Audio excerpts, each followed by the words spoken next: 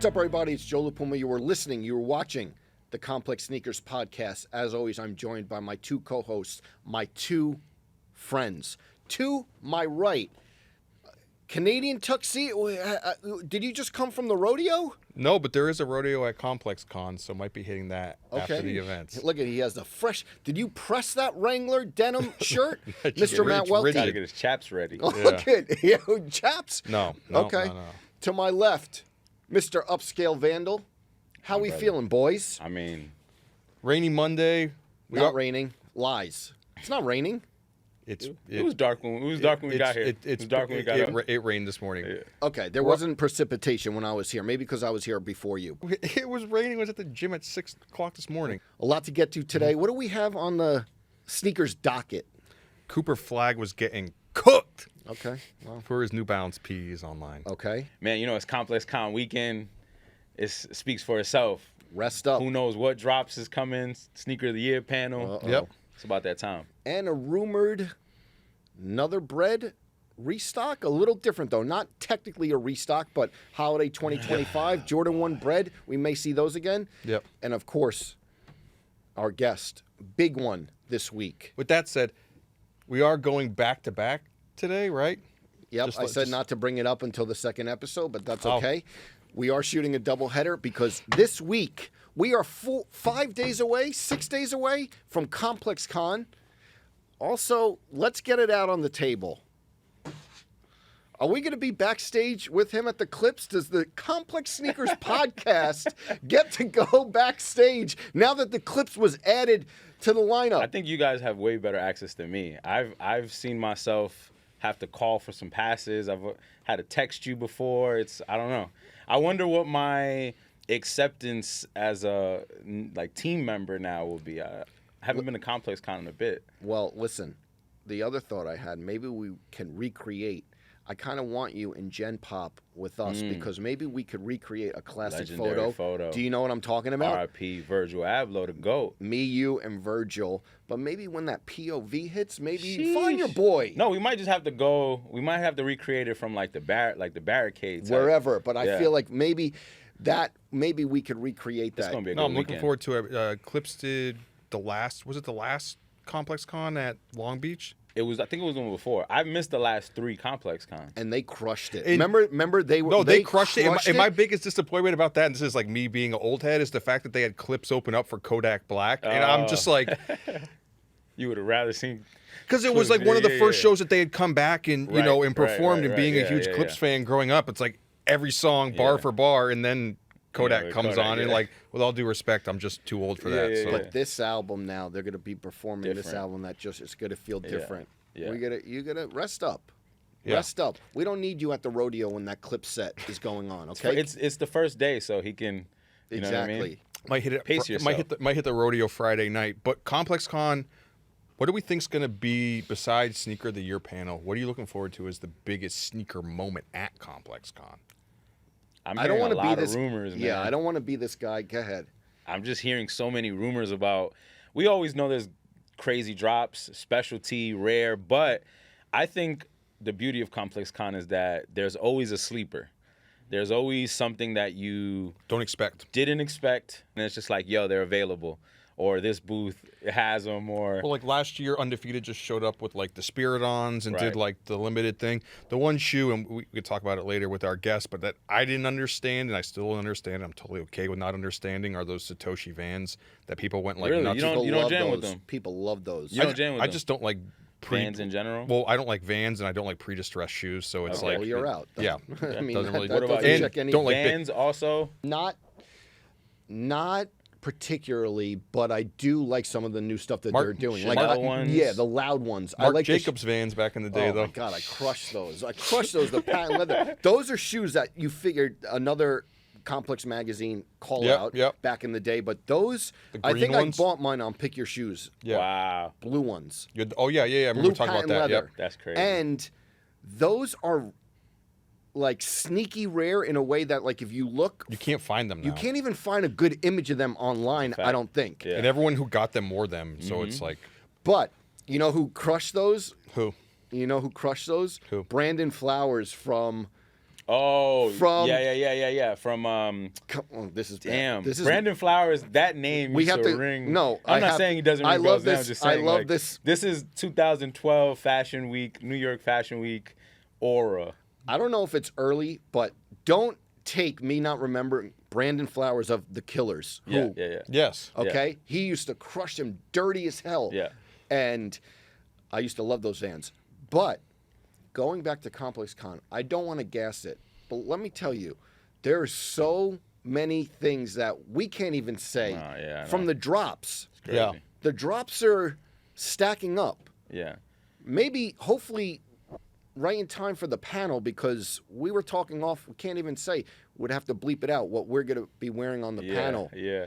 Well, that's crazy. It was crazy because last year, we had the whole conversation with, and, we do the sneaker of the year early. It's not the last week of the year where you have this full 360, 10,000 foot up viewpoint. So you're like kind of picking and choosing. And I remember the Kids of Immigrant Sunders dropping at ComplexCon. Everyone's like, this needs to be on the sneaker of the year list. And I'm like, okay. Towards the end of the year, we all agreed that it should. It was like, I think it was like the number 2 sneaker of the year. But when something drops in the moment, it's so hard to be like, okay, this is number 4 sneaker of the year when it just released like 4 hours ago. Yeah. Has that happened to you guys? That's what I'm saying. That's what happened last year. Okay, last People were year. like, it needs to be on the list right now, and you're like, it just can't. Like, it just literally just dropped. Yeah. My thing with the panel in general is that I feel like it sums up every hype moment that you've seen, but in between the list and the panel, I feel like a lot of good shoes get lost in conversation that don't reach the hype level, but maybe had more impact on the sales or whatever it be. And I think that's what drives the vibes at ComplexCon is the hype. Also, I'm so glad that in what the hell? What you really are glad? No, that the people want to take the survey. I don't care. I felt like the audience for the Long Beach panel, obviously so West Coast, right? And the taste skewed so California. Interesting. I never thought about that. When we did it, because everyone would be like, yo, why don't you have like 5 SB Dunks on the list? And we're like, chill. Like, but that was when you weren't on the panel. In the crowd, you mean? but it's still like the reaction to it. yeah. But I think that the Vegas audience, because people are traveling from everywhere, Have like a different perspective. well, the taste is a lot more balanced. Right. Where that one just felt so West Coast. Yeah, that makes sense. I didn't think about that either. That Me like either. it being regional when it's in California, when the show's been in California or Long Beach specifically, like it is probably a little bit more West Coast based regional. Yeah. And kind of like people flying in from everywhere because Vegas is such a destination. Right. Some sneaker news got to get into. Yep. Doernbecher Freestyle 21 collection, another year. The 17s? 17s went crazy. Those the 17s are my favorite Homeboy for went sure. nuts. Crush those. I was telling Yeezy that it's very rare. It probably has only happened a handful of times that somebody creates a colorway, not a colorway outside of the retro colorways, original colorways, that is better than all of them. I personally think that the Infinite Archive 17 is the best 17 colorway ever made. Would you agree? I feel like there's not like that one's tough though, just because there's not a huge like plethora of 17 colorways Options, to pull from. Yeah. And they haven't really done a lot of crazy things with that shoe in general. So like maybe I mean, it's not a hard win, but it's a win to me to have a colorway outside and it be the best colorway. And then I see this kid's 17 and I'm like, those are really damn, nice. that's kind of like up there. I would pick that over most. I'd say 90%. You'd rather have that over Lightning 17s? Listen, my favorite 17 aside from the Infinite Archive is the Soulfly one, the yellow 16. What is that? 17 low? Yes. Right? Is it 17 low or something like that? That yellow one with the whatever. Yeah. I think that shoe just it hits harder when it has like a little bit more pizzazz. Flair. You know what I mean? The Doernbecher 17, Zach Rumbaugh, he designed it with a nod to his love of fixing bikes and cars, and they both kind of translated to this upper. It's a shiny purple upper. This is definitely the one with the shroud. He has the little details. This, with the hang tag, 38 symbolizes CPR awareness. The number 38 is detailed throughout the upper. These, I think, are the standout. Obviously, I think those there's that Vomero as well. Yeah. It's like brown and green that has like the flowers on the side. I think the cheetah print tongue maybe just a little too much for me personally. I'm not here to like criticize a kid that has. Molly Bell, 14-year-old, designed those Vomero. Yep. I think the Doernbecher project is just something that we can always expect, a sleeper, banger, and great storytelling. And I feel like it's the feel-good moment of every sneaker year. Definitely. Where we can, not be hypercritical about some crazy designs, and it's a kid, and it's for a good cause, but then 9 times out of 10 we'll get at least one banger out of it. Air Max every Plus? other years. I like the Air Max Plus. They're wild ones. I thought about this. The Air Max Plus doesn't fit me that well. We always talk about the 95 and the 4s, which I wear a lot of, not being comfortable. I feel like the Air Max Plus is one I kind of struggle with. I don't know why. But you wore it a bunch over like the past year. Because I sacrifice function for fashion, unlike you. Okay, so I will wear it. Even we're like in our 40s, man. Like, what are we doing here? It's okay. What does that mean? What are we doing here? First of all, I don't think none of us are in our 40s. We might be hitting 40. You may be wrong about that. But what I'm saying is, I don't think age. I think you let age limit you too much on the risks you take when it comes to your style. you've just had enough life experience to realize that when you get foot massages, you're fine. There you go. Okay. What? Agree to disagree on that. Hey, camera one, my camera. You see the trade-off is everything. The feet is getting massaged. Everything's a green everything light. stems from your feet. So if the dogs are screaming, that's what I'm saying. They're not though. They're not. I think they're in tip-top shape. Well taken care of. They are handled with care. Okay. Yeah, I like that. Okay. I'm gonna go on the JLP approach of that. There we go. Okay. Some other news. Bred ones are coming back. That's the rumor. Careful. First reported by Sneaker News that Bred ones are coming back to holiday 2025. But they came out earlier in the year. People were angry about that because they were hyper limited and super expensive. And this is a little different, but it was kind of a surprise that they're coming back so soon. So soon. This is crazy. Can we all acknowledge that this is crazy? I don't know if it's crazy. I just think that it's like the Bred one. They put so much into it at the top of the year when we like went over it. Like that was this year. Yes. God, that feels like 3 years ago, though. Thank you. But that's when we were in the little bus, right? That's because you're in the time of sneaker drops, and we talk about so many sneakers. You specifically. Well, I feel like every this week. year. But bro, like, we got to call a spade here. Like, I don't want to see a one release, especially of the prime colorways, in years. Can you just let people thirst for something once? Again, being transparent. I have 17 pairs of Breds right now from 3 different drops. Okay. From the 2 times Tuesday 2011, I still have 6 pairs. Yeah. So I understand the lore. I'm still gonna support. I got the ones this year. Yeah. Shout to all the right, always holding me down. Okay. No Peter Very. Keep going. Shout to Peter Very every episode. Yep. Nah, but just again, like, I feel like I understand what people say is like kids want it. There's new people who are getting into sneakers. Why are we shifting an entire sneaker drop for a generation of Gen Zers who don't care about storytelling in the sneaker as much? The shoe has already been seen by every one of their elder. They're familiar with it, and they don't have the same level of appreciation, nostalgia, and connection to the shoe. Now, they can make their own connection with the shoe. Why can't they wait 2 years? But I just think that if they're 14 now, why can't they get it when they're 16 and 13? Is that what it's based off of? No, not at all. But not at all. But I think that the thing is that it mentioned. What is what based off? Like for different generations. No, hold on. But no, that's what he was saying. That's not what I was saying. Okay. But what I was saying is that earlier the year, the shoe, people wanted it, but they couldn't get a chance to get it because the shoe was just so limited, and there was like that.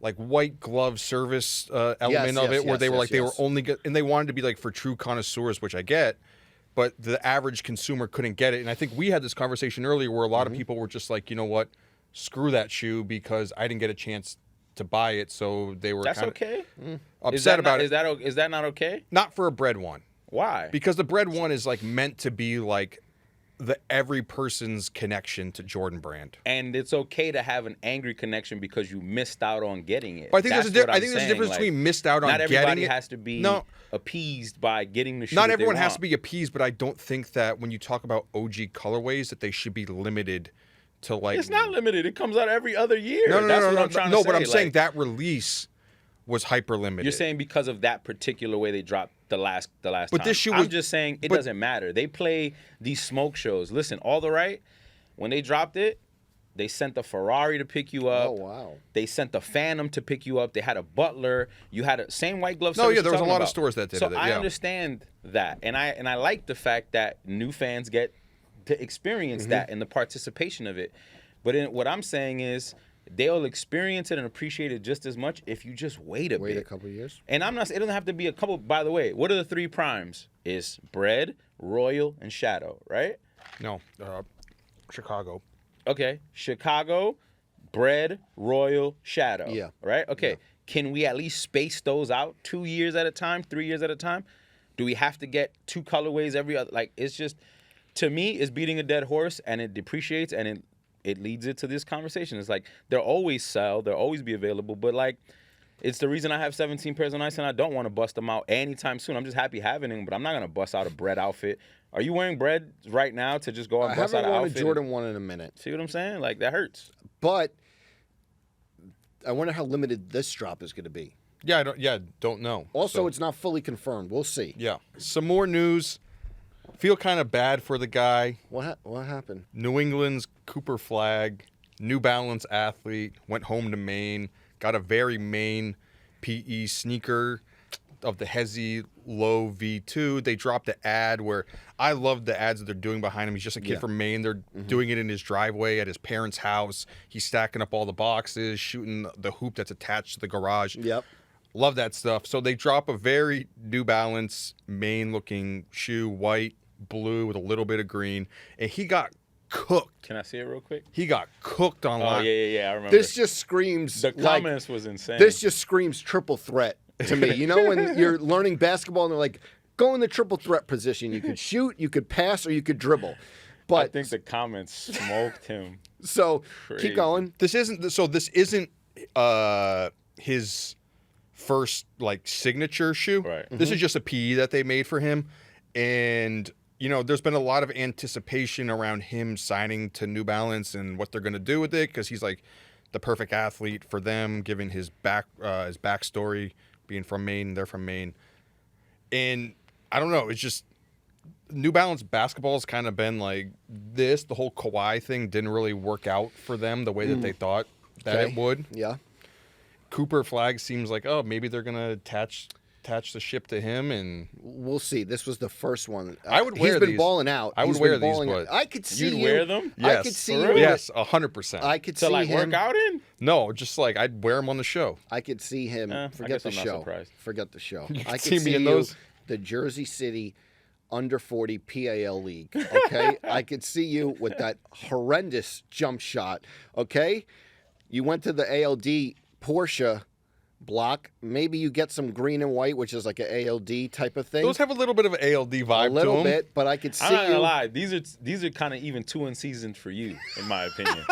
Like talking these about? are super no seasoning on these. I could like, see you. You got more sauce than those. Those are so they're crazy. You know what they look like? They look like a training shoe. They look like shit I see guys in the gym weightlifting with. I could see him in those with the stat line: 10 minutes, 5 turnovers, 3 points, Okay. Yeah. 4 fouls in 10 But minutes what easily. a question though is, what do you think New Balance should do with Cooper Flagg? I mean, one of the things that I've seen work is allowing some of these kids to drive the car, man. I feel like, being behind the scenes in working with some of these athletes, like I worked with LaMelo Ball, at Puma, working with some of these athletes, one thing you realize is the brands don't give them that room to learn how to kind of expand their creativity through their shoe and their product. A lot of the times, timelines, scheduled meetings, a lot of that stuff holds these kids back from learning, sitting in design and seeing how a shoe is developed. They might say, oh, I like this, I like that, and then a design team comes to them 3 months later and shows them these options, and then they trim from that. But I feel like with a brand like New Balance and it being homegrown, if they brought him in and maybe let him kind of push some of the direction as far as I just don't see none of his DNA in there, and I feel like the kid is definitely a standout, right? Like the way he plays, his aesthetic, he definitely doesn't. When you look at Cooper Flagg, I don't think he's gonna like drop 40 on your head at the park. You know what I'm saying? And he definitely will. Yeah. He needs some of that.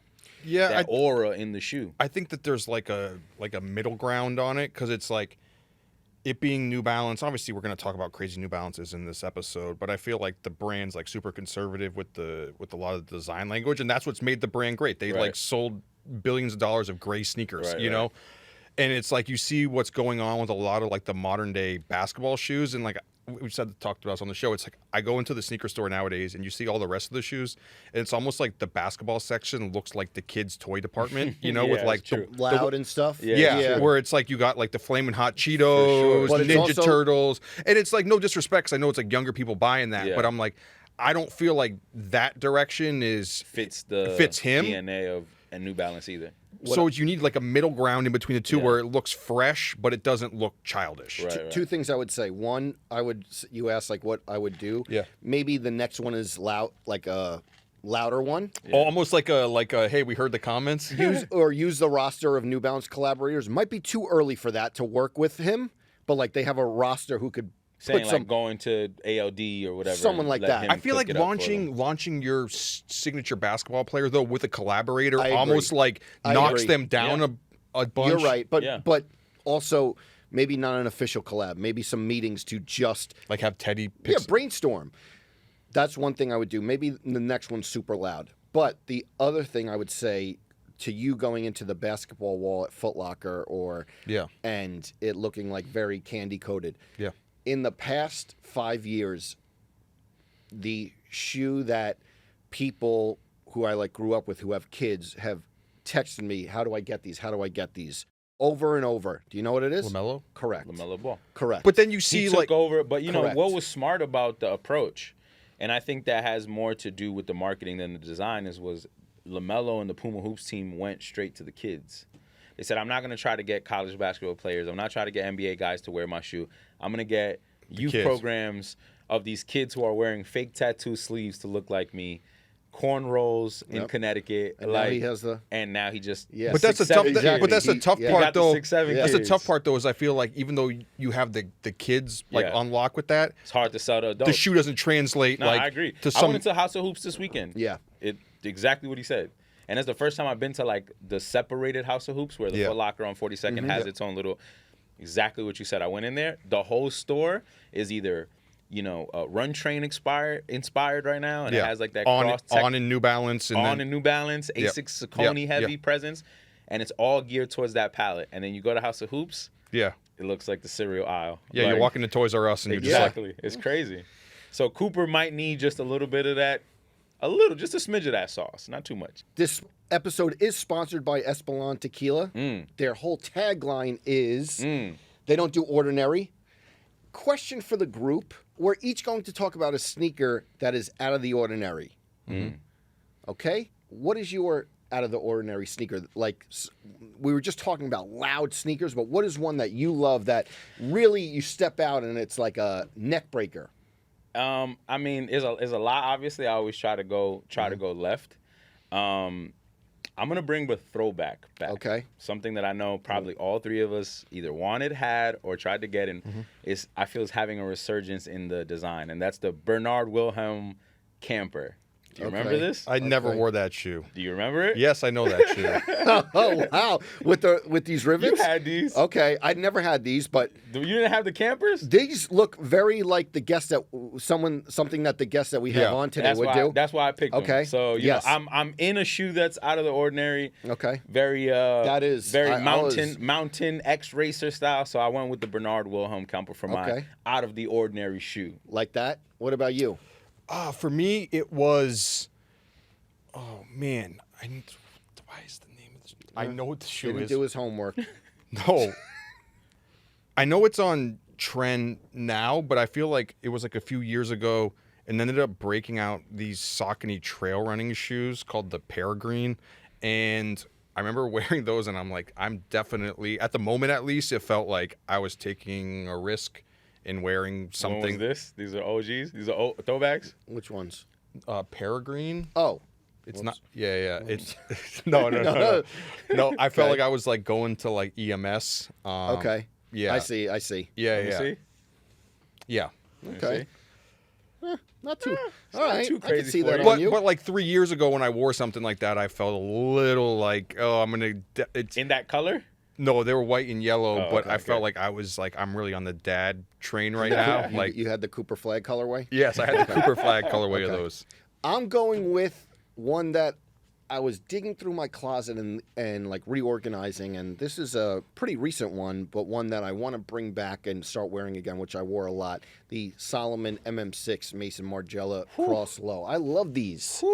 They're doing more Margiela running shoes too. I saw them, but these I was wearing these a lot, weren't Listen, I? Yeah. I may those bring right these there. back for an episode. Those right Shout there. out Rihanna. The all red she wore Yep. Super Bowl. Yep. Yes. So those are my We Don't Do Ordinary Espolon Tequila sneakers. That's ours. Let's get to the guest. One of the game's most prolific footwear designers, works with a lot of brands, had one of the best signature sneaker moments in recent history. You talked to him about it, but he's here to promote his book, the #1 selling book in the pop culture section. Mr. Salehe Bembury is here to talk about I Make Shoes, his new book. How we feeling? I'm doing good, man. I'm just in awe on how you were able to just turn it on. We were just speaking casually, and then boom, Joe LaPuma. He's a real professional. Reporting Come on now. live. That right Come there. on now. I save my energy, and then when the lights go on, I'm ready. Yeah. Let's start, though, with the shoes that we're wearing. So happy to have you here. Thank you. Today I'm wearing the Sponge Osmosis Satoshi collab. Like those distressed, big Salehe shoe. I could see it. And you wear a lot of his pants. That's like your go-to pants, right? Yeah. So all the pants I wear are bespoke one-of-ones. I have about like 20 pairs. I've been a big fan of the Satoshi brand for a while now, so I thought it was really appropriate that they were one of the first collaborators that we worked with. And yeah, excited to release it. Awesome. That was crazy. I didn't even, to be honest, you walked in, I didn't even know what those were. I thought it was vaguely funny how when I remember walked them. in, I said hi to everybody, and the first thing Welty did was look at my shoes before Well, he that's what said you're hi supposed to to me. do, right? Oh. Especially Oh, if you you're kinda doing, like you're doing a sneaker fixated. podcast. Wait, you with were fixated? But you also had like the loading, the I was Apple just, I'm loading. always You didn't even curious, know what like they were. when you have co-hosts on a sneaker podcast, what they're going to wear that day. He was worried about the GR battle? Week 2? Week 2, when I had to go one in homage to our guest. Yeah. Keep it New Balance. Also, Okay. I I also wanted to go just like Gorp tactical. So Okay. I went with the New Balance tactical racer. I think they call them the N750s, if I'm not mistaken. But Okay. yeah, it's a little bit of different GR this week. You keep anything in the bag? In the little pouch? Yep. You and I know what's up. I don't know what you're talking Careful. about. You I'm on a book tour, sir. Kid show. It's a kid show. Careful. Well, I actually am homaging our guest. These are my favorite. I think these are my favorite shoes he's done. I always say that. That colorway, that specific. Yes. 1906 Salehe Bembury New Balance. But I want to talk about these real quick. These real quick. Yeah. There's a story behind these. You wear those quite often. Sheesh. Quite often. I've been wearing these almost every day for probably 2 years, 3 years now. And this is the most complimented item I get when I'm out. Kiss Chicago, the opening, walked in there. Shouts to the employees. What glasses are these? These are like a anomaly. Can we go into the story So that, or no? No, we can't. Okay. So I don't know. You might have a different story. I but have a story about them, but you go. Okay, so those are the sunglasses for my Montclair ready-to-wear collection from about 2 years ago. They were made in a very small quantity. Joe made sure he got a pair. I think I gave them to you at my studio. No, How did I give them to you? didn't give them to me. Oh shit! It's a better story. Okay. I'm in Soho one day, Dolo, walking around, which I don't do a lot, right? Montclair, I walk past Montclair, and they have his collection in the windows. Now, I walk in. I actually think I bought a jacket, like a regular inline jacket, pretty recent before. So I go in, and they're like, this is the Salehe Montclair. I said, listen, I know who it is, okay? Stop I playing. know. Stop playing. Respectfully. But I'm like, I look at the mannequin from head to toe, all Salehe stuff. I look at the glasses because I peep the glasses before. He has a knack of wearing stuff that he doesn't confirm. He wears it Wear testing months before, and like you're obscure. You're here. I keep saying We are all billboards. You exactly. got to take advantage of it. Exactly. Yeah. So you wear stuff and don't really say what they are, and I think I hit you about these. Now the mannequin is wearing these and all this stuff, and I go, I want the sunglasses. They bring the sunglasses out after like 20 minutes, and they're like, "Hey, I'm sorry, we're not supposed to be selling these. Is this true?" I don't know. Okay. I mean, or was the collection for sale, or was it The just collection was for sale, but they were like, "Hey, we just checked. Like, we're not really supposed to be selling these yet, or something." Oh, maybe they were just maybe they were so limited, or maybe they hadn't dropped Allocation. the glasses. Yeah, I got these off the mannequin. Oh, I got these off the mannequin. One of my best purchases in a long time. I wear these all the time. Salehe built tough. Okay, these have been through a lot, and look, Imagine if you can have a Ray J moment right now. no, but this is the shoes I love, but these, and I always wear the you'll tell him, you'll tell him, but you see, this is the glasses, and everyone thinks, oh, Bottega. Salehe. They're not Bottega. Salehe Montclair. But That's the story, though. But Good do you story. remember? I do There was remember some that. weird production thing going on. But so not to like glaze you, but like Okay. I've always loved your taste in sneakers. Like I've always kind of said on the low that if Joe LaPuma is wearing my shoes, then I've done something right, because your taste of sneakers really embodies something that I think is lost in sneakers now, right? Like the majority of people that are in sneakers, I feel like they're chasing hype, they're chasing what's cool, they're trying to be a part of a group or a community. But when we were coming up in sneakers, it was Yes. about being an individual. It was about, honoring self and having specific colors or patterns that you liked. Maybe this guy's wearing cheetah print and then this guy's wearing whatever, but that made that person special, right? And you still seem to embody that. And so whenever like I see him wearing my shit, I'm like, Appreciate you saying that. Let's get over. Yeah, saw Salehe in Indianapolis for the Hailburton. Came back to the office and there was a box from Sponge. yep. Opened it up. There was a pair of New Balance 1500s in it from Okay. him. Also talked to Stephen Smith like 4 days ago. So Yeah. now I'm talking to you. So it's a weird connection of talking to both people who made these sneakers in the past like I half didn't week. even know he designed. Those are the ones he designed. I actually Yeah. met him for the first time. And you both do Crocs now. So. Yeah, at SneakerCon. Yeah. Yeah, and we just like walked around and exchanged.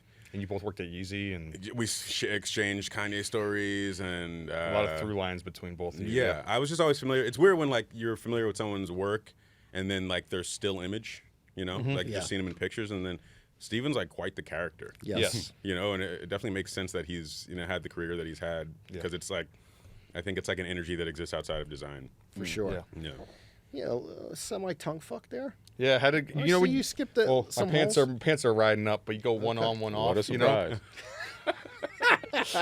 Okay, you were here for the book. Yes. I've been looking at the book. What I wanted to start with, and like knowing you, is that like the thing that I really respect about you is that you always kind of, there's a chapter like shoot your shot. You are huge on shooting your shot and making connections, and like I know that you have like executive assistant now. Is that the right like Yeah, assistant. Yeah. Exactly, an assistant, and you have not had that just started, but you were like always figuring it out, Yeah. hands dirty.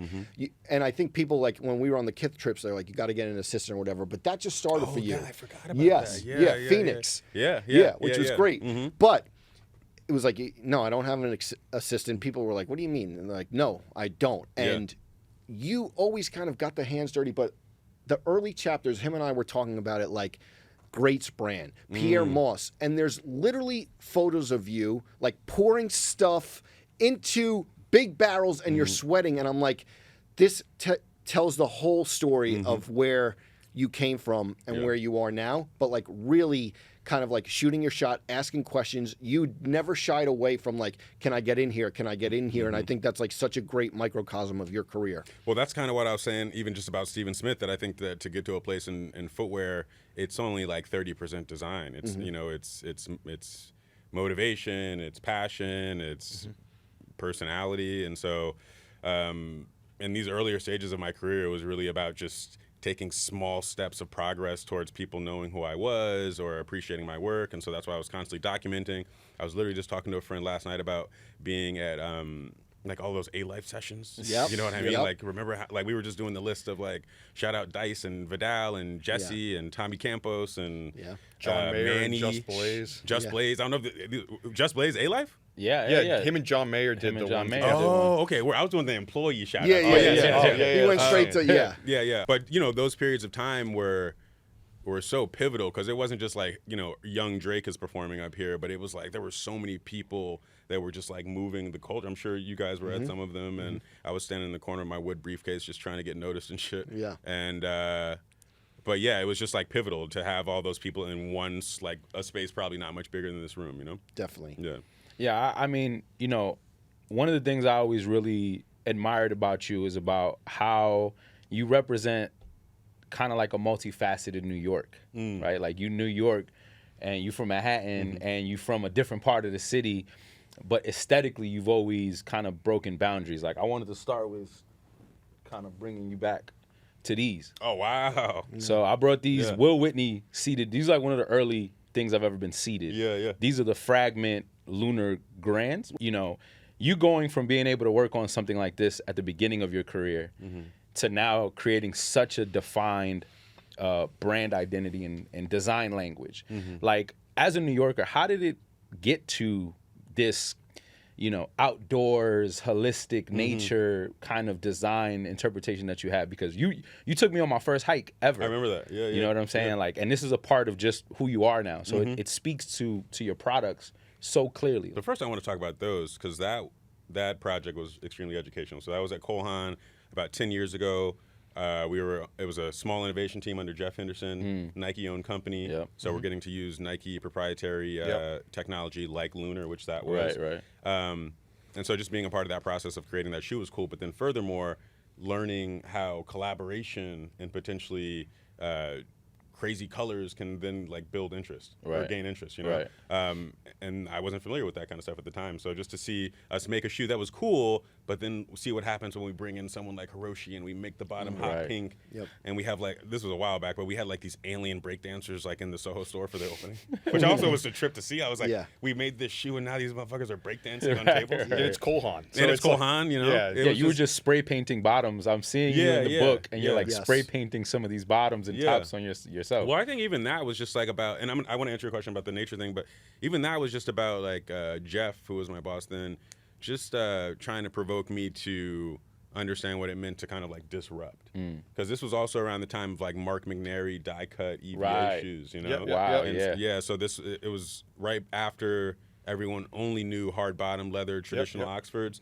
And now you got Mark McNary like offering you like Oxfords or wingtips with like red bottoms or orange bottoms. Whoa, you know? And so then simultaneously we're introducing this shoe that now feels like a sneaker and is getting people excited, and you know, people of my age at the time that are just exiting college and now entering the workforce. This is like the perfect transitional shoe. You know, from going of a lifetime of wearing Jordans and Nikes or whatever. This was the first like dress shoe I ever tried to get a fit off. Like it's like a broke, and in your book you have like the other iterations of it. So just seeing that this was kind of like the inception of some of the things you worked on as a designer, and then such a stark contrast to where you are now. You know what I mean? It's just So the outdoor thing.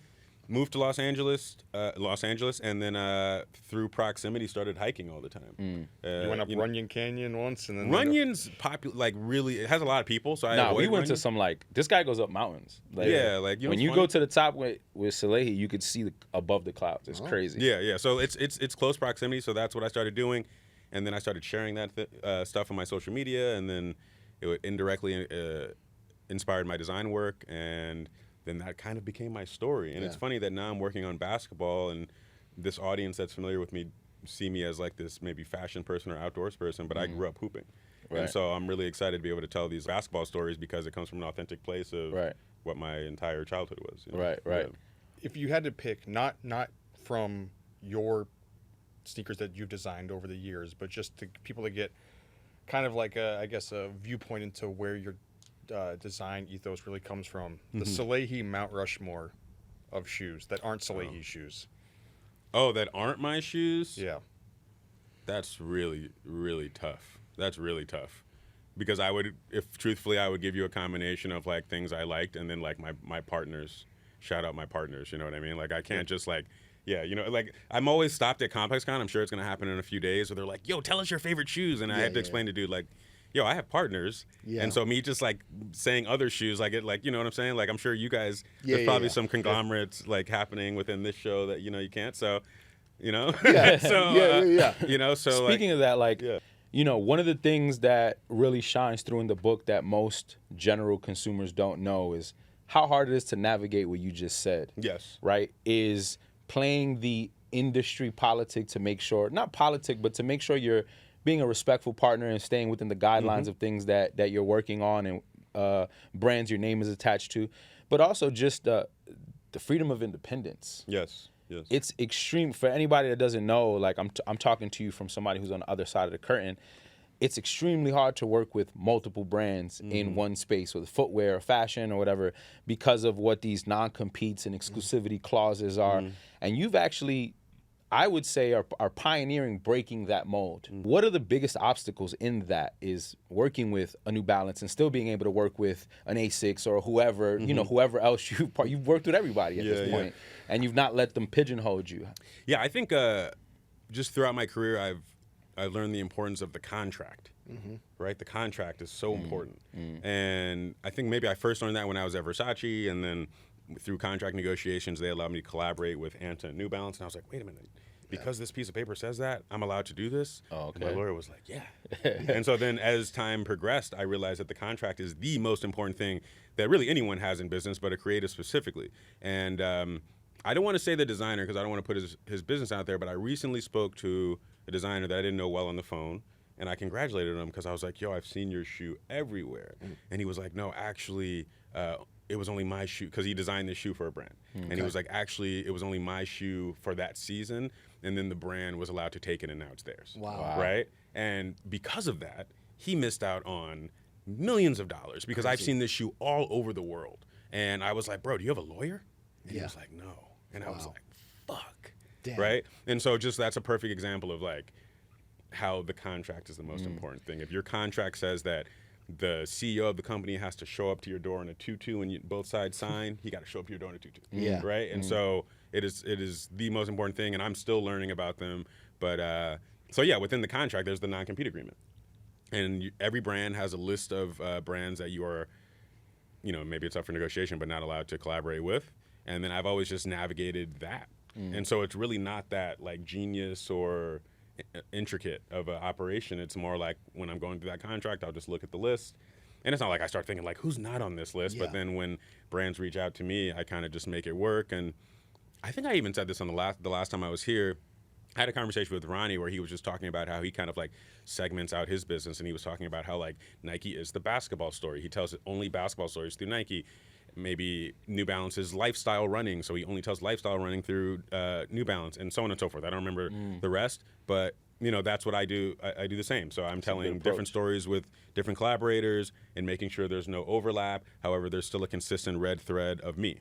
And so you, just like you're saying, you see my work or you see the marketing, and you're like, oh, that's Salehe. Yeah. So like I try to maintain that brand DNA, but at the same time honor every brand I'm working with. So if you see like the Hailburton collaborative stuff, like that doesn't look like any of the other things that I've done before. In fact, it's the first time I've had dialogue in any of my campaigns. So yeah, just making sure that everyone feels seen and acknowledged.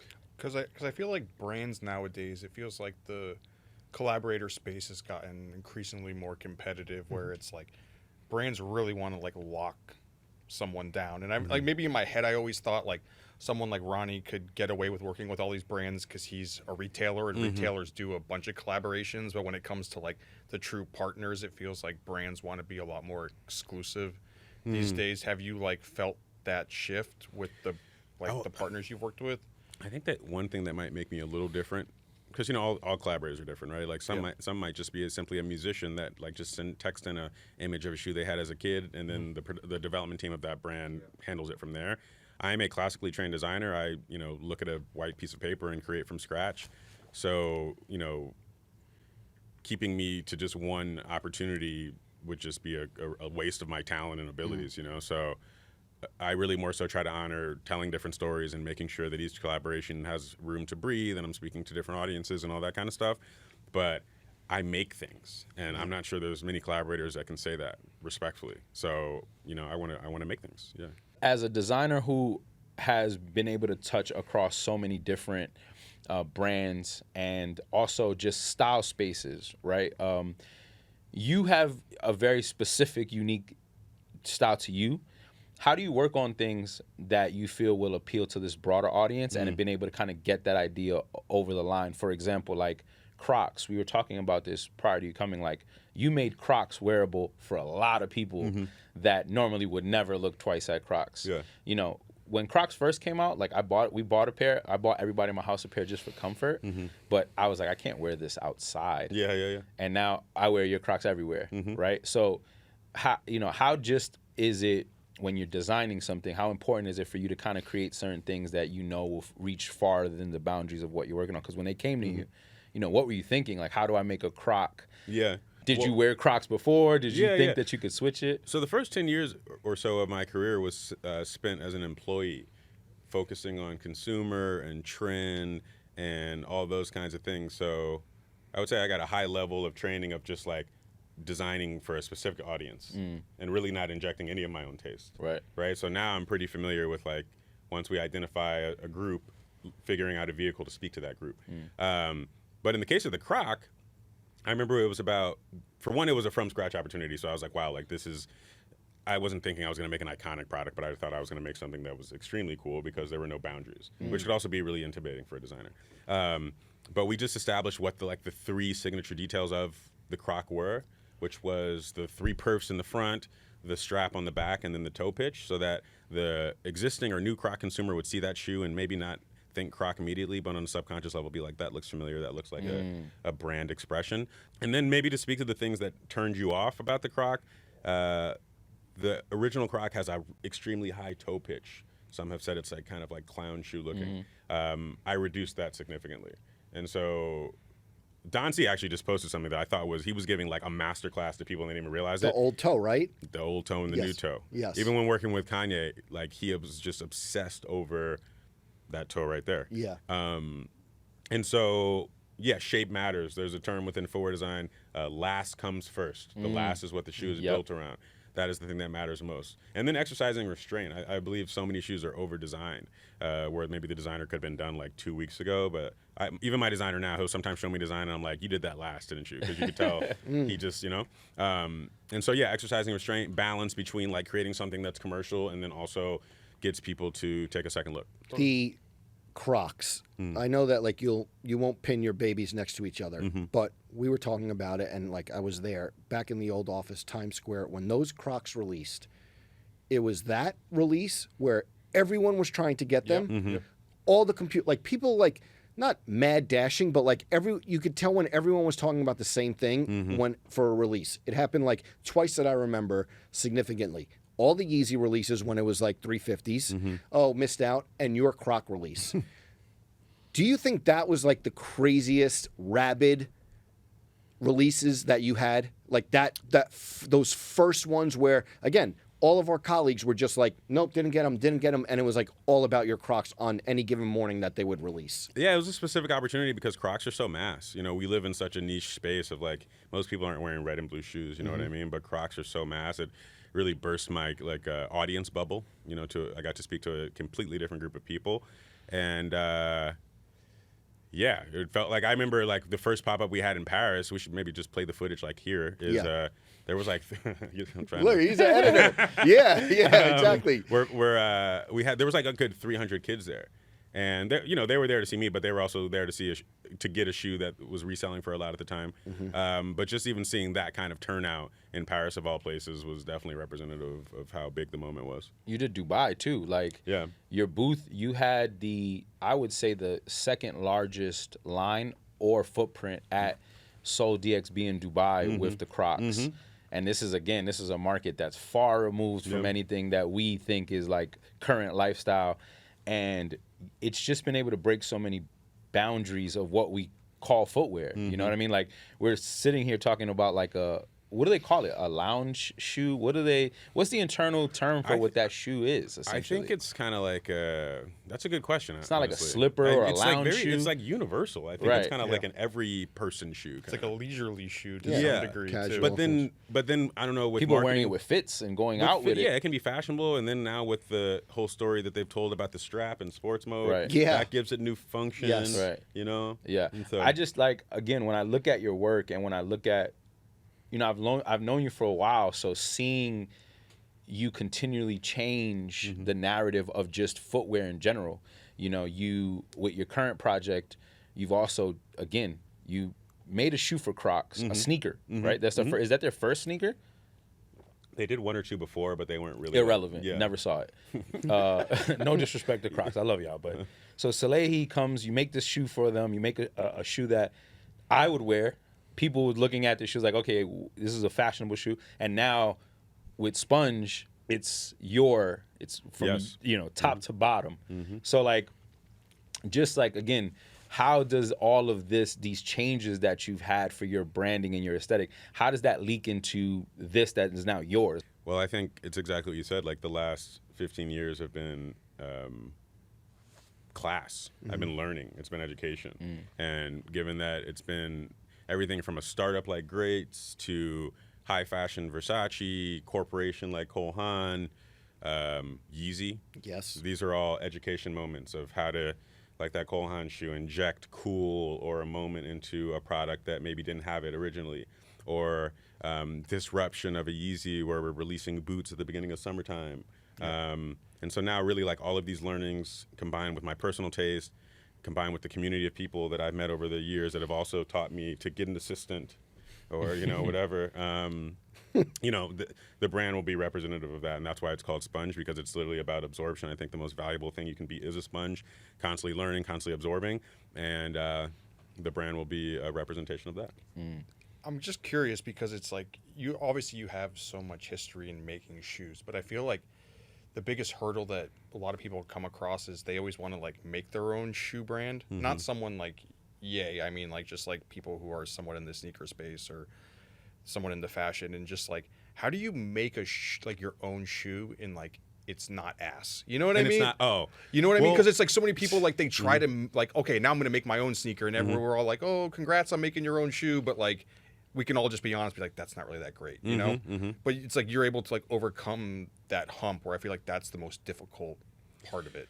Well, I think that first, creating a brand is a different kind of obstacle, because I've lived in this like collaborative hype space for however many years it's been, and there are different requirements for that. For one, it's a smaller quantity, so you can do things like make a red and blue shoe. If you're trying to sell 10, 20,000 pairs of shoes, if not more, a red and blue pair of shoes is a slightly riskier decision. And so within creating design lines, the colors I choose, that all shifts a little bit when trying to create a brand, because it's not about hype, it's not about quick, it's not about moments, it's about establishing a brand DNA that can continue within different silhouettes, so that no different than when you notice any of these other newer brands that have come out over in the past few years, there are signature details that you immediately know it's them. And so it's a way larger conversation than just making something that's not asked, to use your words. It's more about like creating brand DNA that both will will yield a cool shoe, but then will also give you an opportunity to create a family of products that a consumer can identify. So that's what I'm on the journey of. This is the first. We have 2 more in the clip, if you will, and it's a family. It'll feel like a similar language, but it's meant to serve different audiences. One of the things I think you're doing that is really important for kids that come from our generation that are now ushering in this new generation is like you're super, super on the ground and informative with your journey. And you're showing kids through your social footprint, one, how things are built. You let them ask you questions. Those are my favorite parts of your stories. I watch all of your stories when you do it's great. 40 Q&As and they're asking you these things. And you've gotten very, very intrinsic with just how your process is through your socials. How important do you think it is to open the doors for the next wave of creators who you see, yourself in, or you see like that you've broken the door down, and now there's a bunch of kids that previously would have never thought they could do their own brand successfully or be into the things they're into and kind of get it across the line. Like, how important is that for you to continue to just educate while you learn? The most important. It's funny that you mentioned Will Whitney. Shout out Will Whitney. Shout out Yeah, Will. Shout out Will. Noam Daguerre. Yep. He was one of the few people of that generation that gave me game. I felt like that generation, it was like they don't give game. I don't know if you guys They want to hoard. No, they want to hoard it to themselves. Exactly. I don't think it's a hoarding thing, because I came up under a lot of those guys, and I realized that it's what I'm getting killed for now in the gatekeeping of preservation. I'm getting killed on this I don't show know about for that. gatekeeping. I think a lot of people from that generation didn't. Well, they were learning it as they went. No, they were the first.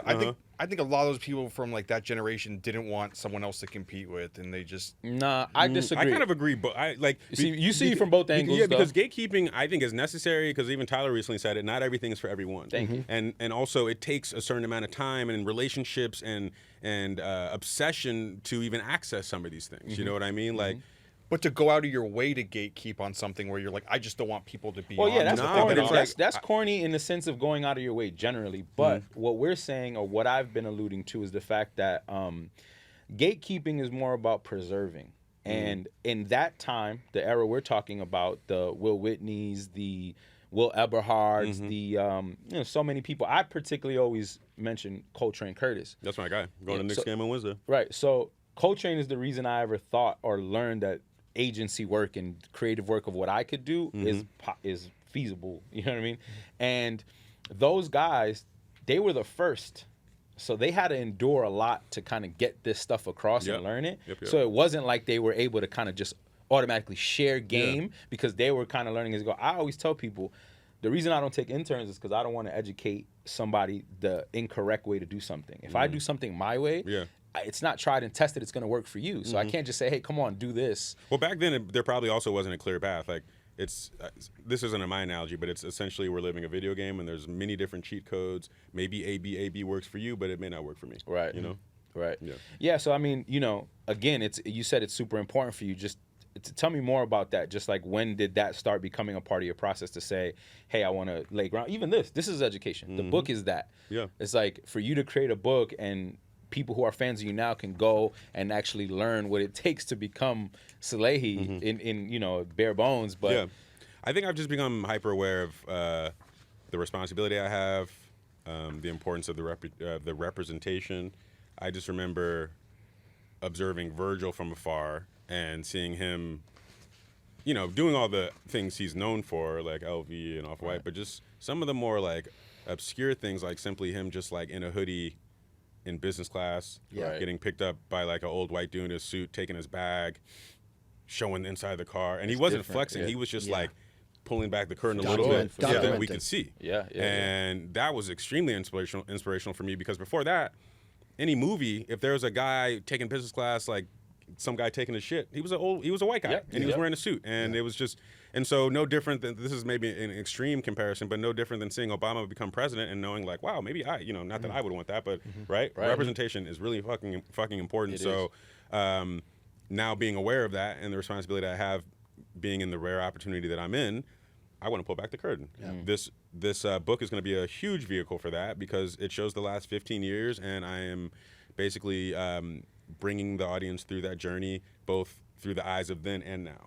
So talking about how I was like scared to work at whatever company for the first time, or about meeting Donatella, but then also getting to look back on that and understanding that if I had never worked at Yeezy, I would have never worked at Versace, because that was a transitional, gig that got the high fashion community to kind of look at me, because there was a period of time, and I'm sure you guys remember this very clearly, where is if you were in close proximity to Kanye, you were almost like knighted with the magic as well. Yes. Yeah. And you put that kind of like that family tree in the designers in here. There was like that T-shirt, with like everyone. Yes. Yeah, which coincidentally, actually, should I share that? I'll share that. Yeah. So, and this shows you like I do play chess. Is I really, I realized the importance and the value of being associated to that roster of individuals.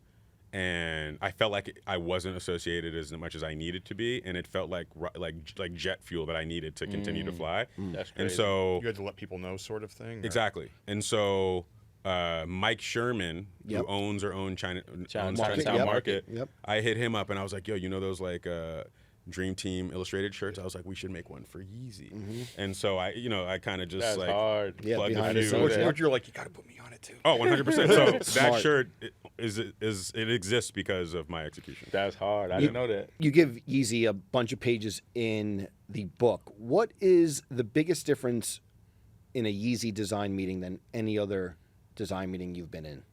I guess my memory is that we were meant to be his pencils. Like we were trying to bring his ideas to fruition, regardless of how long that road was to get there. And so maybe where like a lot of other places I've worked were more collaborative, this was simply, he has this idea, now we need to bring it to life. And then maybe it was the design and development knowledge that myself and Lucette had that brought it from a concept to an actual like tangible product. Yeah. And so, yeah, that was I learned a lot from that place. You Actually, said- I got a story to share. Yeah. I've shared it on one or two other podcasts, but I think this is the most appropriate place. So, you guys familiar with the 350 V2, right? Yes. Of course. The gray zebra vibe. Yeah. Yep. So that sample comes in. Everyone was there. Virgil Donci, the Adidas team, about 2 cameramen because everything was always being recorded. And I'm standing in the center with Ye. And he's trying the shoe on. He's like looking in the mirror. I'm nervous because everyone's there. I'm on film, right? I'm thinking I'm losing my job every day there.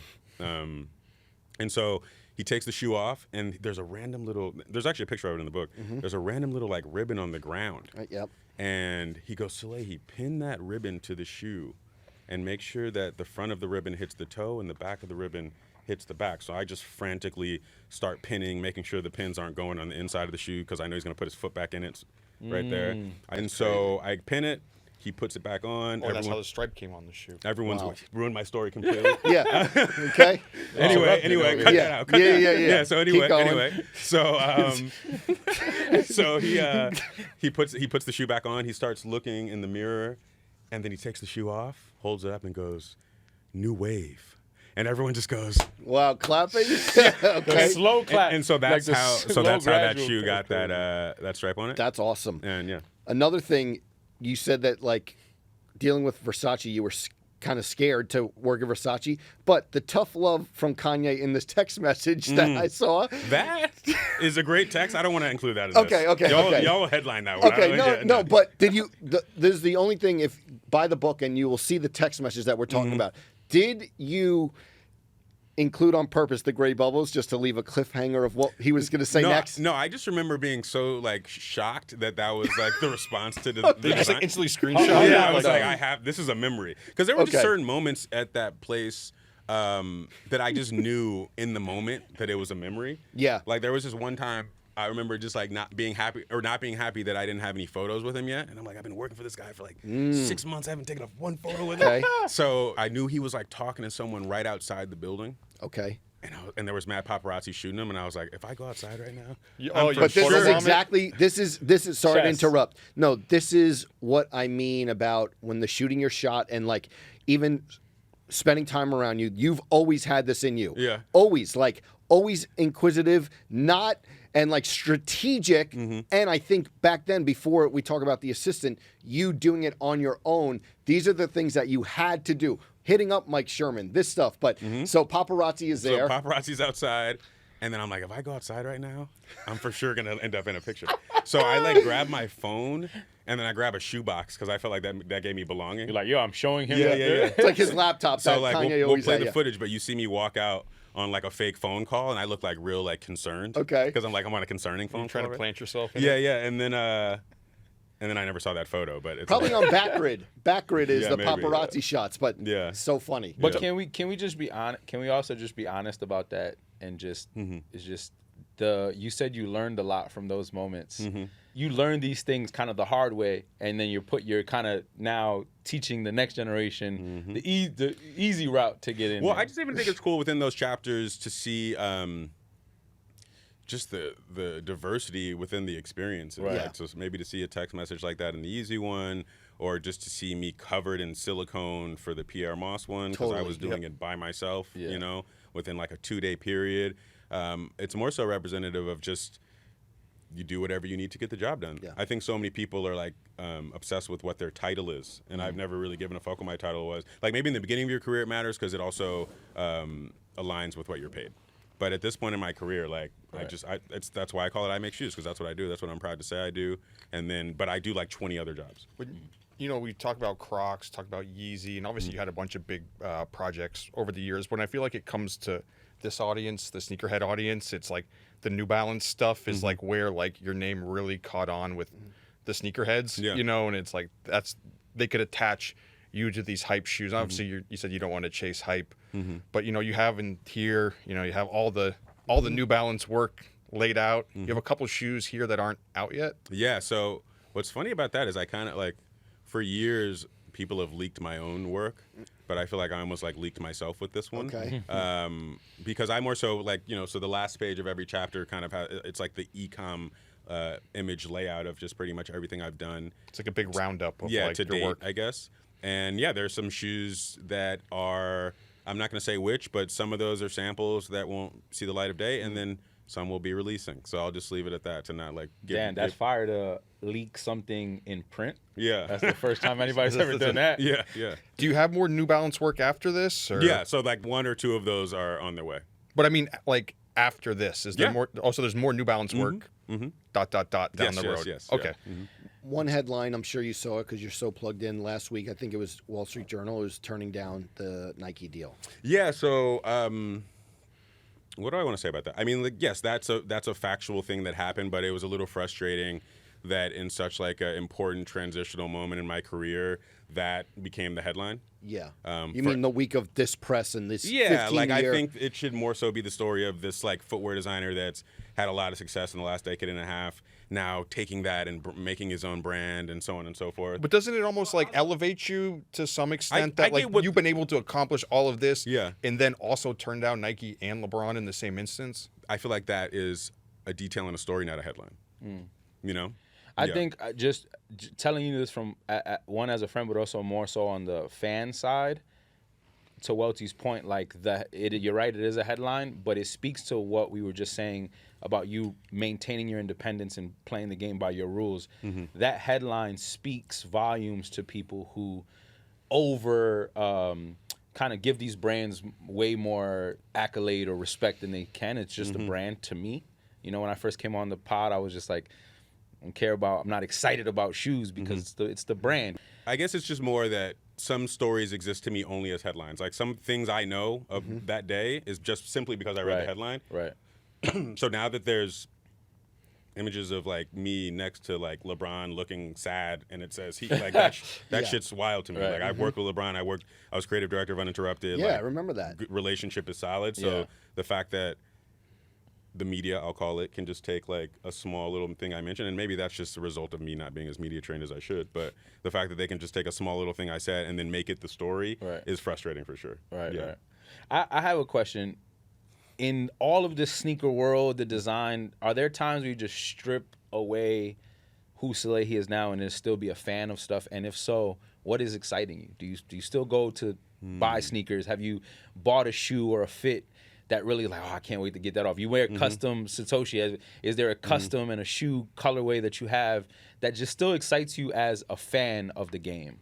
There's this guy, I forget where he's based. His name is Rifari, Rifare. Okay. And he turns New Balances into like tabbies and stuff. Oh, you wore that on the Phoenix trip. Oh yeah. Didn't like Ronnie order it on the spot or something? Maybe, yeah. But like, or I think maybe you wore them last time you were on the podcast. Maybe, like 10, I got the rotation, but like, those are really cool to me. Like, I just appreciate process and I appreciate detail. So like people like Rifari, or this isn't footwear, but Proletta. Oh yeah, Proletta of course. Re-art.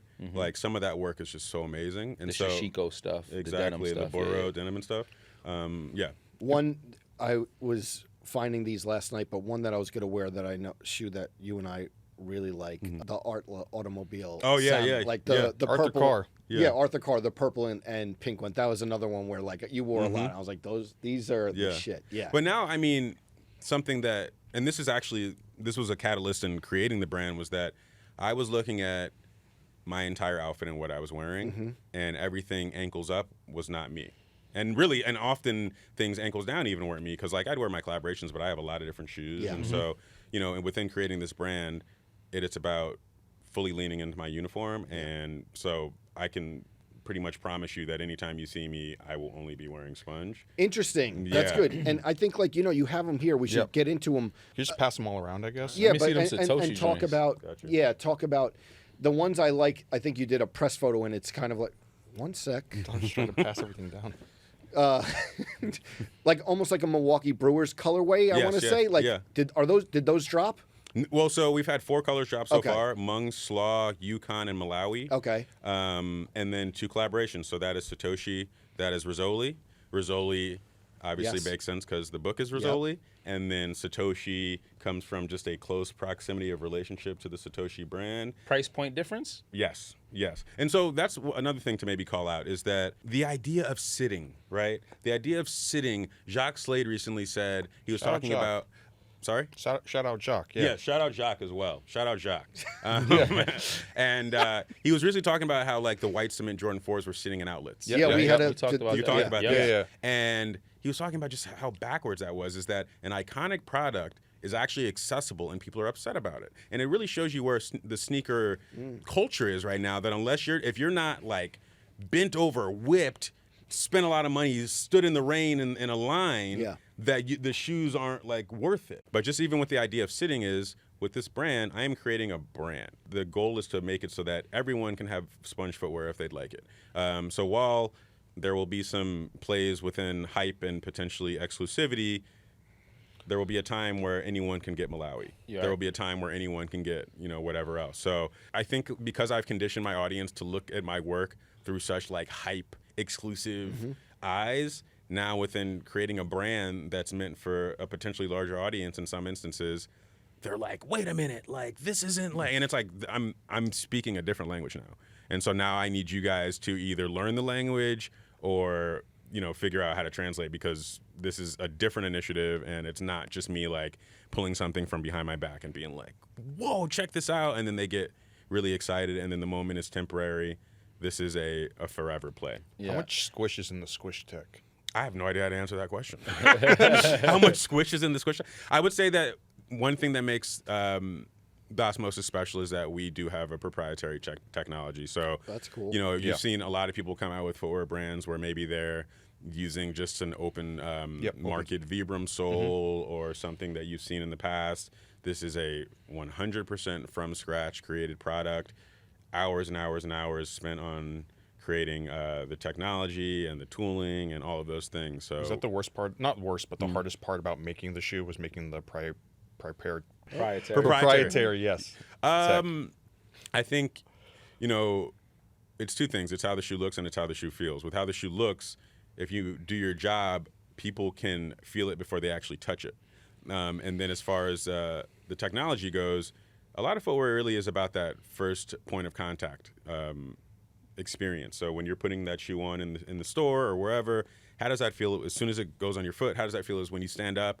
And so we were really just trying to achieve that. I think there are some brands in the past maybe 5 years that have become popular simply because they're comfortable. And I think through all of us humans going through COVID and prioritizing comfort way more than we did in the past, at least some of us, now for the mass consumer, comfort is way more important than simply just wearing a shoe that looks cool.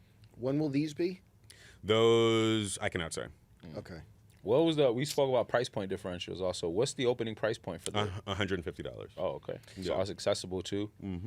I know that he's covered a lot. I want to get off Sponge for a second. 2 things I want to go back to. You said that mostly you will be wearing these now as much as possible. Yes. Like in between your collaborative projects. Yes. I mean, I think that, again, we're billboards, right? You guys are about to be on the stage at Complex talking about Sneaker of the Year. Yeah. Your feet are about to be extremely expensive pieces of real estate that I would imagine you guys even might be getting some behind-the-scenes money to put some shit on. No, not money. wish. I want some though. I Not wish. money. You got one for me? I'll sponge it up. I love these. So with that said, I realized that I'm a billboard, and at times when I'm at like Fashion Week or something, that billboard is very expensive. So I need to use my billboard accordingly. And I've been spending a lot of time putting other brands on, and I'd like to, use my billboard for myself. And then the other thing, you did a great job covering the Hailburton Oh, thanks. interview. But that moment where I said, and I texted you about this, but like we see the tunnel and like sometimes the tunnel is like, oh, just like they have the shoes in hand and it's a debut. But like, I'm talking, you go back in the years and years of like when this shoe first debuted. You had one of the best debut moments I'm gonna say it, in like the history of basketball signature sneakers. One takeaway emotion from that night.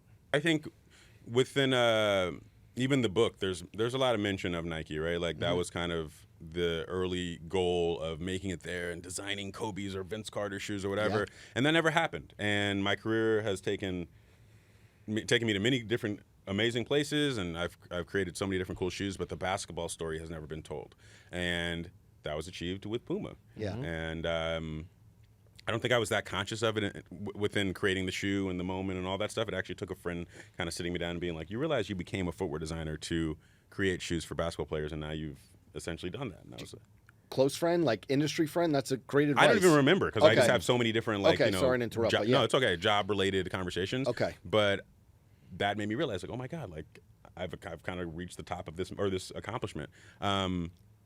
And so no, it was emotional. I cried. I remember seeing him walking in the tunnel holding the shoes. Yeah. That was crazy. Yeah. And then I thought I might get emotional if he was shooting a three or whatever, but I cried as soon as I saw him in the tunnel, and not like a tear, but like weeping, as if like, it was powerful. I feel it right now. What was the best text you got that night? Do you remember? No, I was so locked into just that moment because then he just hit the game winner. Yeah. You know what I mean? I remember screaming because I also felt like, I'll say this without coming off away. I felt like I had been denied basketball opportunity in the past. And so this was like a huge I told you so to the people that denied me that opportunity. You almost hit the thing like he did. Yeah, pretty much, And so that felt good, just to know that those people that told me I wasn't wouldn't give me that basketball opportunity were also watching that game at that moment. And so they heard me scream as loud as I screamed, so that felt good on some petty shit. It felt good to see you as a friend just because there was so many little details to the moment that I feel like the general consumer didn't know, like your Knicks fandom, where you were sitting, your love of the sport, just the moment, between the teams. You could see that energy radiate off of you on TV. And I was like recording you every time. That I saw you on the side, just your marketing has gotten crazy. Like you're on hand with all of the commercial shooting. Like, how did that come about? Like, you are directing commercials with like movie stars. And that's just crazy to me. The first one was New Balance. And I think it was during COVID, so no one from New Balance could come. Okay. And there was like a really small budget. Everything was bought off Amazon. That's cool. And then, how did I get Jesse Williams? That was the... No, that was the yurt. The first one was Peace Be the Journey, the orange one. Yeah. Even like 2 shoes before that. But, and then, Jesse Williams was DeRay. Is a friend of mine. Yeah, DeRay. Shout out DeRay. He might pop up at ComplexCon. He's always at ComplexCon. Yeah. So DeRay knew Jesse Williams. I knew that for whatever reason, maybe Instagram or whatever. I see Jesse Williams walk by, and I text DeRay immediately. I was like, yo, Jesse just walked by. Let him know that I'm trying to link, blah, blah, blah, blah. And he texted him. He ended up coming right back to the cafe. Again, shooting your shot. Yep. And then, the rest is history. And then we vibed, and he did 2 campaigns with me. And, I don't know. With the whole marketing thing, I just remember the feeling that a lot of those commercials left me. Right. And then also just trying to use someone that I think has like a universal appeal, but then also is of a certain cloth. I think if you look at everyone that I've kind of used in my campaigns, it makes sense. It doesn't feel like it's a stretch. Super on point. All of them are so intrinsic to the story. Thank you. Say what? Miguel. Miguel. There you go, Did you, while we're name dropping, did you lock in with Rocky when you were both at Puma? I got to meet him in Germany. Okay. When I think I went for maybe the second time. But separate collaborations. Okay. Maybe we'll work on something in the future. Okay. Hasn't been discussed. Cool. Speaking of collaborations in this shoe, you have shoes dropping at ComplexCon? We have a shoe dropping at ComplexCon. This seems like the appropriate time to say it. It's an exclusive to ComplexCon, a new color that no one's seen. The team I'm working with created a really cool booth, and then there will also be we're probably give it a better name, but a Salehe museum, for lack of a better explanation, of just the last, I don't know, maybe 10 years of my work of just like different items that people have seen and not seen. The Versace Apple shoe will be there. Okay. Yeah. My final question is, it feels like you're just getting started and you've been doing this a decade. Mm-hmm. You know, I'm a big fan of the things you do outside of sneakers and fashion. You're into ceramics now. Yes. What's the next 10 years? Are we seeing, are we seeing sponge home goods? Are we seeing, like, where are you taking this? What's on the docket? I would say yes to all. Like what I studied in school was industrial design. That is product design. Okay. My interest just happens to be footwear. So now I think that because I have a known brand, I have a recognizable design language, I'd like to take that into a bunch of different spaces. It's really more about just identifying the opportunity, and I think now with having my own brand, it'll make it a lot easier to do those things. Drop some of these things under the umbrella. Yeah. I even have I probably have a good 5 to 6 ready-to-wear pieces ready to go. But clothes. But I just don't want to oversaturate it. I think I want to tell the proper stories and release things when they should be released. You know, but yes to all. To all. Yeah. This is the book, Salehe Bembury, I Make Shoes, Rizzoli. Go get that right now. What's up? Reptar. Yeah, these are his favorite. I don't want to speak for him, but whenever we talk, this is the one that you're always like, this is like. Yeah, those are one of my favorite. I never opened mine. Oh, really? Mine are still in the Tyvek, whatever. You took one hike with him and that was it? He actually gave me a pair of hiking shoes to hike with because I came in some fashionable shit and he's like, yo, you gonna die. Yeah. So He's like, yo, you're gonna hike in leather pants? Go get the book. Such a great look at your journey, and like Mike said, you're just getting started. I'm sure part 2 is already in the works, but I got to get in the part 2. I got to do a chapter maybe. You got to shoot your shot, right? Exactly. Your name's in that book. Oh, appreciate I'm pretty it. sure it's in the back. Yeah. Amazing. Yeah. Well, thank you so much for lending your time. Anything from the book one last thing that you want to mention that maybe we didn't get to? There's so much in here. Someone told me that I'm the first non-rapper to get an Andre feature. Okay. So I'm pretty proud of that. I don't know if Complex could even get an Andre feature. So, yeah, multiple pages on Andre. You went for a hike and yes. in conversation with Andre 3000, but so much good stuff in here. Congratulations. It's doing great. Thank and always good to chop it up with you. Appreciate and you guys. We'll see you this weekend. Yes. Can't wait to see the Sponge release there. But Salehe, are we thanks good again. at the booth, or how does that work? You guys are good. All right, don't say that. I'm asking you on camera I know. I already know how that works. You're good. You're good. All right, Salehe, thanks again. Thank you, guys. All right, everyone. This has been the Complex Sneakers Podcast. We hope everyone has a great weekend. We hope to see some of you at ComplexCon. Please like, subscribe, come and say what up to all of us this weekend in Vegas. We will see you, hopefully IRL, this weekend.